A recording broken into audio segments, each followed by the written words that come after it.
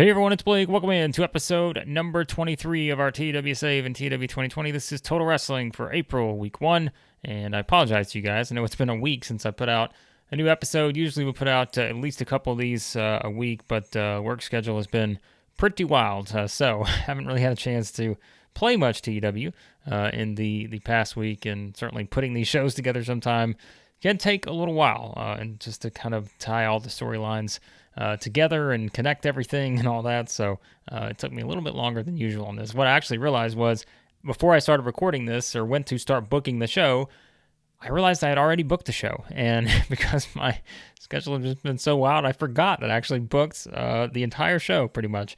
And so I went back, I was like, oh yeah, I've already done this. So anyways, but yeah, I appreciate you guys' patience on that. And again, hopefully we'll kind of get back to our regular schedule here moving forward. But let's start off with the fallout from Battleground. And we begin here with Chord sort of backing his way out from behind the curtain. And we can see him in the aisleway. The fans are, kind of looking, saying, what is going on here? Chord's just backing up, back into, towards the ring.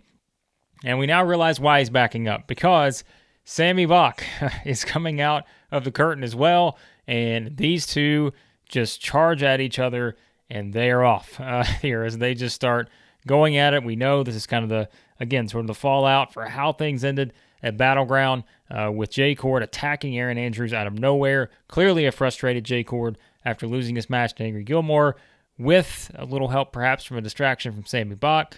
And so Chord attacks Aaron Andrews after the main event, and Sammy Bach comes in to sort of make the save and hold Chord off, hold Wolf Hawkins off, for his friend there, the world champ. So now we got these two hauling off on each other, right? This is going at it. Chord has backed his way down, but they're just charging at each other. So this gets an 88, a great start here to the show. But if you thought this was something that just happened by random chance, it did not, because what happens next is Greg Gage comes out of nowhere, and it is Greg Gage who jumps Sammy Bach from behind here. As again, Chord has sort of perhaps lured Sammy Bach into this situation. And so Greg Gage jumps him from behind, and now we've got a 2-on-1 with Greg Gage and Chord, which we saw, the handshake between Chord and Greg Gage before Gage's TV title match at the pay-per-view. They didn't really know a lot maybe to make of that. We know they've teamed up early in our save as a tag team, in a couple matches, but that was against Benny and the Fox, and once that was over, really not a lot of interaction between those two. However, Gage coming out to join in on the 2-on-1 here as they are taking it to Sammy Bach 82, so good stuff here. Chord looked good. Of course he did. Chord is a star. But, come on, Sammy Bach has friends too, right? And then here he comes. Here comes Aaron Andrews, who comes out, and now it's he being the one that makes the save for Sammy Bach. We saw the reverse of that at the pay-per-view. Of course, we've seen these two have to help each other quite a bit so far in the first 4 months of this save because of everything with the Syndicate and fighting off the heel challengers. But Andrews comes in, makes the save, and that sends Chord and Greg Gage out of there. So we have Andrews, again, sort of in a different situation, standing over Bach here, protecting him, while Chord and Gage make their retreat. So at 90 for the segment here, I know it's like the scripted, I think we did entertainment or something on the freestyle categories or whatever, but that is a wild start to Total Wrestling. Not our usual. Sometimes, we just have Kyle Rhodes waiting in the ring, a nice little promo, but a wild start here, a brawl, essentially, as Aaron Andrews comes out to kind of, slow things down from there. But Andrews and Bach there on the ring, Greg Gage and Chord outside. I wonder what that's going to lead to. Maybe we'll find out a little bit later on, but a hot start to the show here with a lot of tension built up, as we know, especially perhaps with Bach and Chord, but really Andrews and Chord as well, given the attack. So, all right, match-wise, this is a brutal match. 37, as I should not have booked it this way, but let me just be honest. Look, guys, I didn't have a choice here. I had to get this kind of put together, and I knew it wasn't going to do well. 4:46 the match time as the Elite get the win over Harvey Robinfield and Jalen Martins, with Chandler submitting Robinfield with a fabulous stretch. We booked this as regular, and I know we kind of, I don't even know. Like, this was one that I just knew was not going to do well. Let's just put it that way. So if you look at the penalties, quite a few of them, declining physical ability, inexperience on the other side. So it all just kind of combined together to make this a bad match. And I know it cooled the crowd a little bit, but we'll be okay. We'll pick things back up a little bit later on because I got a big main event, which you're going to find out here in just a second what that is. But the Elite getting a win, and we see a very sort of increased tenacity from the Elite here. Now remember, they lost that tag team match to start the pay-per-view to T-Bone and Sammy Bach. And so the Elite came out, and they were just basically looking to whoop some ass here. That's what this came down to. And perhaps we'll figure out why that is here in just a bit. All right, now we've got Ed Stone picking up a win here over Nick Booth. Nick Booth back in action. He's one of your favorites, folks. I know. But he's the third, fourth, fifth wheel now in the Center Society. But Nick Booth, not a lot of upside, in my opinion, in terms of booking. But Ed Stone gets the win, 756, party's over. As I've teased before, there's bigger things to come for Ed Stone, but he's kind of found himself in, spots that other workers have been in over the past couple months, just sort of a holding pattern, good wrestler, winning matches, and that's kind of the story for right now. But the actual story part of it will pick up considerably for Ed Stone very soon, as you will see. 58 for this one. All right, now we've got Kyle Rhodes in the ring, and it's one-man army coming out. And we can see this is a battered and perhaps broken one-man army here. Because you remember, Doc Heyman beats everything out of this man in their one-on-one match, grudge match at Battleground. And it was basically, Army just kept coming back and back and back. But finally, Doc Heyman, a little reluctantly perhaps, delivering sort of the final blow there that sent him down, and Hammond wins the match. And that's why Kyle Rhodes is in the ring asking, hold on a second, one man, like, calling him one man. Isn't that great? Like, I don't know if that's what Kyle Rhodes is calling him. I don't know if he's calling him one man army. Maybe he just calls him army. Calling him one man seems a little strange. But Rhodes questions this. He's like, we've been told, the matchmakers have made the match, but I've got to ask you, why do you want a match with Wolf Hawkins tonight? And, Rhodes is just asking, why would you do this? You just came, like, you're clearly beaten down here. Why are you doing this? And One Man Army basically just says, I've always made it very clear I will not quit. I did not quit in my match at, Battleground against Doc Hammond. I said he would have to beat me until I couldn't stand. Well, I couldn't stand at Battleground. It got to that point. But here I am, standing once again. And he said, as long as I'm standing, I'm going to be fighting. And that's why he basically says, I'm not done with the syndicate yet. And I want Wolf Hawkins tonight in that ring. So, One Man Army, a fighter. He will not back down from anything, as we know. And so he wants a match with Wolf Hawkins tonight. And as Kyle Rhodes said, the matchmakers have already made it. That's our main event. One Man Army versus Wolf Hawkins. And clearly a One Man Army who is not anywhere close to 100%. Heading into this one. So 69, nice rating for the match. For the angle. All right, match-wise, another one here. Matt Hawking versus main event Elliot Thomas, as I know he's referred to in the comments. Unfortunately, main event Elliot Thomas continues his losing streak because I just don't have a lot of desire to book him well right now. As Matt Hawking needed a win. He hasn't, he's kind of been the fall guy at times for Freddie. And so we give Matt Hawking a singles win here over Elliot Thomas. 9:49, the Hawk Shock does it. One of my favorite finishers. Period in this thing. And so, yeah, he gets a win. And as you guys will see with the theme here, the Total Wrestling after pay-per-views usually is kind of a reset because, like I said, I don't love the pay-per-view every month style, even though I've stuck to it to this point. So you kind of need a breather show where everything just kind of slows down a little bit. But, we'll see if that actually winds up happening. So the matches on this card probably not going to be great from a rating standpoint, but that's to set up bigger matches in the future, as you guys know. So Hawking gets a win, much needed here. But if you're wondering, where is Freddie Huggins? Because he is not out here.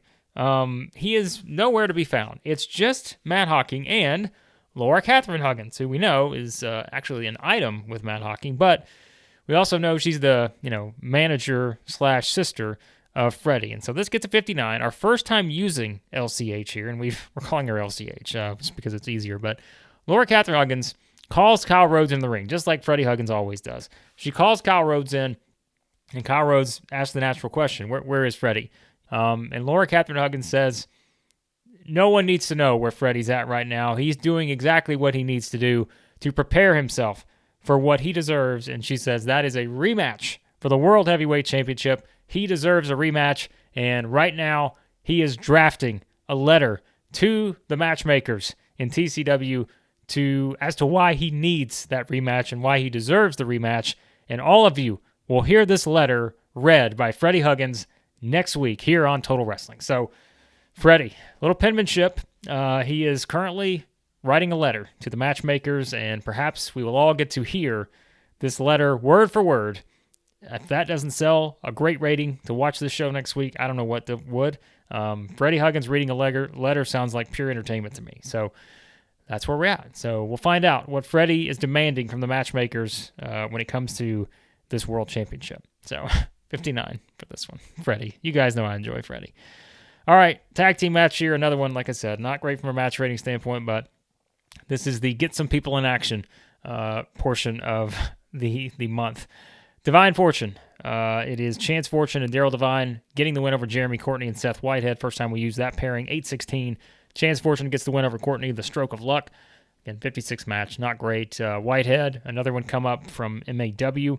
And so we use him with Jeremy Courtney here instead of poor Roderick Remus, who we've used so many times with Jeremy Courtney, but we didn't do it here. Divine coming off the loss to Wolf Hawkins. Boy, if he'd won that match, then we have a different conversation. But Chance Fortune, has kind of been, again, the focus of the syndicate at times has been on these two. Even though Daryl Divine comes up short, he comes back out here ready to wrestle, teaming with his partner again, and that won't be the last of kind of what we're doing with Daryl Divine and Chance Fortune. But this is just getting them back in action, and kind of Kyle Rhodes pointing that out. How close Daryl Divine came in the underdog role against Wolf Hawkins. What will that lead to? We will see. All right, now we get the announcements, and I know some of you are waiting on this to see what it was going to be. 77, so a good segment here. Kyle Rhodes welcomes Joshua Taylor into the ring, and as we know, Taylor has been on a tear since losing to Aaron Andrews at Psycho Circus in December. He has won every match he's been in since then. I think, 9-10 wins, something like that, since that point. And that's kind of been the focus, this winning streak that Joshua Taylor has been on. And so Kyle Rhodes says that he is here to announce, as it was teased at Battleground after he won his match against Human Arsenal, that Joshua Taylor would be in line for a huge opportunity. And Kyle Rhodes says he has been given the authority from the matchmakers to announce that Joshua Taylor will get that huge opportunity, and he will get it at Total Mayhem. Almost, basically 2 months from now, the end of May, Kyle Rhodes announces that Joshua Taylor will be one part of a singles match for the returning International Championship in TCW. Joshua Taylor has earned his way into the International Championship match at Total Mayhem. So that is the announcement here. But you can see that Taylor perhaps was expecting something else. And I think some of you guys were wondering in the comments, could there be a bigger match for Joshua Taylor? Maybe not just yet, but he is going to get a huge opportunity. And again, Taylor may be wondering the obvious, right? Was this going to be a perhaps shot at the World Heavyweight Championship?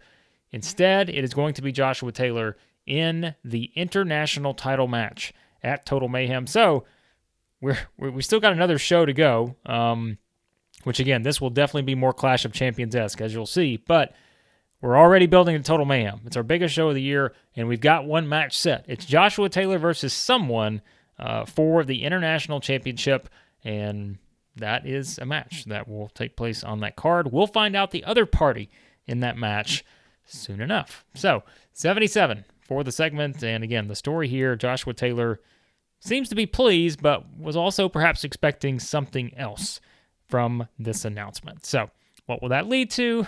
Again, we will find out. All right, now we've got, what do you know? This is a good match here between these two behemoths. 69, nice rating for this one. Titan gets the win over Dazzling Dave Diamond. First time we've seen Titan, I think, in singles action in our save here. But Dazzling Dave comes up on the short end.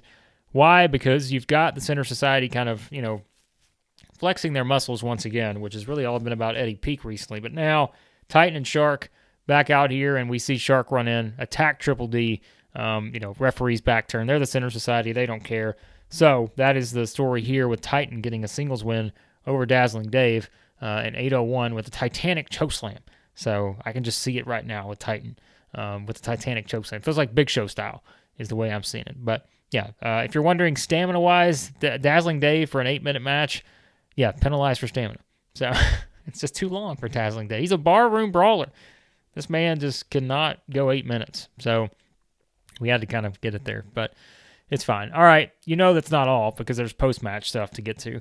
Afterwards, we kind of play up, this here where, the numbers game, Mo and Tana are not here, and we're leaving them off the show. As you guys know, for obvious reasons, they were taken out by the Center Society at the pay-per-view. And so we get Eddie Peak kind of looking into the camera here after the win over Dazzling Dave, and he is just taunting Mo and Tana. And, of course, Doug Peak now out there with him. Like I was joking earlier, Nick Booth essentially the fifth wheel now in the Center Society, but we've got the Peak brothers, we've got Killer Shark Titan and Nick Booth, and it's Eddie Peak staring into the camera, taunting Mo and Tana after they attacked him, of course, at Battleground. So 69, nice rating for this one. As always, more to come with this whole storyline. All right, now we've got T-Bone in action. 59. You're not usually getting a 59 rating for a T-Bone match, but this is a squash. Our second squash on the show after the Elite teamed up for the squash tag win earlier. Another squash match here. 59 rating. Not the best, but T-Bone only a 67. He's off his game, but hey, he's going up against Jackpot Jordan, one half of Rich and Famous. So first time we've used him in singles action. Like I said, this is a setup show, as you'll see for next week. And so, yeah, more of a storyline heavy show than it is match wise, which we'll still do fine for the main event because we know who's in the main event. But yeah, Jackpot Jordan not get us in any ratings. And we did do storytelling for this that held the match back a little bit too. We have to have that match aim and short match. This was the one to do it in. So yeah, we just kind of went with that. So T-Bone gets the win, and he continues rolling right along here. Again, pretty successful tag match at Battleground for T-Bone. All right, now, if you're wondering what comes up next week, the big show we're building to, it is a huge edition of Total Wrestling because we get Kyle Rhodes running it down and letting us know that after what happened earlier tonight, both sides were basically, the officials were sort of making sure these two on one side didn't get to the two on the other side. And that is, of course, a tag team match now set for next week. Our main event, Aaron Andrews and Sammy Bach will team up to take on Jay Chord and Greg Gage, a huge blockbuster tag team match. Next week, our World Heavyweight Champion on one side, our TV Champion on the other side. Then we got two guys that hate each other. So, yeah, should be a fun main event. Also in action next week, Angry Gilmore, who got the win over Jay Chord. He will be here and in action as well next week. And your favorite new tag team, I know, Troy Tornado and Ernest Youngman, they will also be in a match next week as well. More to come, of course, too. But, yeah, some pretty big teased matches for next week, including a huge main event here that is pay-per-view worthy, in my opinion. But instead, we're going to give it to you for free next week on Total Wrestling, even though Youngman and Tornado look dreadful in this segment. That's all right. 81. We'll take it. So, all right, now we're going to get to, I think this is right, I think we're getting to our main event next, and I'm pretty sure we are. Of course we are, because it's an 88 rating, and it's Wolf Hawkins, because that's what this man does. No sort of pre-match angle. Sometimes I do that, but the story here is you would expect, right? It's one-man army, clearly not 100%. Wolf just methodically going at sort of the weaknesses. That's what Wolf does. He is the alpha wolf, and he is just attacking the weaknesses here of one-man army, and that eventually, kind of the same setup where just like with Doc Hammond, you see one-man army getting up and getting up and getting up. At this time, even a more aggressive kind of blow from Wolf Hawkins here, where, Hammond certainly took it to him, but Wolf takes it up a notch again, which we've seen that being a theme here recently. Wolf just taking it up more and more and more in terms of the violence and the aggression here that he uses with his moves, and this is it for one-man army. He just takes him out. So Wolf gets the Full Moon Rising, gets the win, goes about 14 minutes. Great match, 88, which you would expect. Wolf with a 93. Yeah, I mean, Army's stamina is pretty good, so I thought we could get, a good enough minutes-wise match out of this, and we did. We got it to 14. Who knows? We took it that extra 15, that extra minute to 15. That's kind of that, threshold where you can get world-class scores or whatever it is. So could have done better, but hey, we're never going to complain with an 88 rated match with Wolf. So that is how the match ends, of course. Wolf getting a win here over One Man Army. But after the match, we finish off with this segment. It's the Elite, who we saw to start the show, and we said the Elite were in a very pissed off mood, and they took it to the two MAW guys in quick fashion and dominant win. But the Elite come out after Wolf has sort of just delivered the final blow here to One Man Army and got the pin. The Elite quickly make their way out here. And of course, Doc was ringside with Wolf already, given the history, of course. And so the Elite are here, and they come out, and they just start kicking One Man Army. Like, they're kicking him in the ribs, they're kicking him in the face. Again, part of the weakness. You can see, sort of the bruises and all that from the match he had with Doc at Battleground. And so the Elite are just going at One Man Army here, just completely taking it to him again. The kicks to the ribs, kick to the face, and I mean, One Man Army just can't defend himself at this point because he was just, taken out by Wolf and just was off a hard-fought match a couple of days ago against Doc. And so all that's happening. Meanwhile, that's going on, and this happens again very sort of quick fashion here. And Wolf is just standing there, and he calls Doc Hammond into the ring, and Doc Hammond just sort of standing beside Wolf here as they are watching One Man Army take the beating, just a complete beating here from Eddie Chandler and Nate Johnson. And that is when, Wolf eventually, is still just letting this go on as Chandler and Johnson go to stop, but Wolf's like, no, keep going. And you can see as Wolf tells them to keep going, Doc is just looks a little uneasy. We see the camera and it's kind of, looking at all these guys, and we can see some facial expressions here where Doc's looking a little bit uneasy as Wolf just tells the Elite to continue this attack. And so they keep this going eventually. And of course, I didn't put them all here. As usual, you guys know I like the kind of old school, here come the baby faces out of the locker room, right? The babyface locker room is cleared out, and they come in, and, the Syndicate hop out of there as they, babyface locker room makes the save for One Man Army. So that's how we wrap up this edition of Total Wrestling. Some teases there, but trust me, there's a lot more to the story as to why Wolf has sort of made this call for Chandler and Johnson to go at One Man Army as hard as they did, and perhaps we will find out what the reasoning is next week on Total Wrestling 73 for the finishing segment. And we get an 84, so good stuff here, certainly carried by the main event and the opening segments there for sure, but 84, we'll take that, and let's see what we get to for a wrap-up. All right, so that was Total Wrestling, awesome show, fantastic reviews, so we didn't strike gold, but I think we didn't get above 85 or whatever it was. Autumn Gleason filming a TV role. Hey, good for her. Supreme TV, they got an excellent show. So Rocky Golden doing his thing there. So yeah, pretty good show. A lot of good matches, unlike our show, which is built around the storylines. So yeah, pretty interesting there on that. Trying to see if there's anything else. New SWF storyline. The Hero Squad versus the Awesomeness. So there's your big feud if you're watching that show, which I hope you're not, because you'd be supporting the enemy here. Mighty Mo has an opinion. Matt Hawkins talks well. Give him promo time. The crowds respond. Well, I appreciate that. We will be giving Matt Hawkins some promo time at some point. He's, getting a little bit, but he's with Freddie. So he's learning already from the one and only Freddie Huggins. So drug test fees, 3.53 rating. Let's see what that equates to in terms of what we've been doing recently. So viewers, look at that. We're only 20,000 now away from Premier League football. We're not that far, but SWF continues to pick up some viewers too after they made that drop. So, yeah, we're still right there. We're right there. We're about to take over Premier League football. I can feel it with that. So, nonetheless, that is this, like I said, this edition of Total Wrestling, and appreciate you guys for watching as always. Hit that like button, hit subscribe, share, all of that, and again, appreciate your patience. I know we try to get, like I said, multiple of these episodes out a week. Sometimes it's just, sometimes we can only put one episode out a week, and so we'll try to get back on the right track there.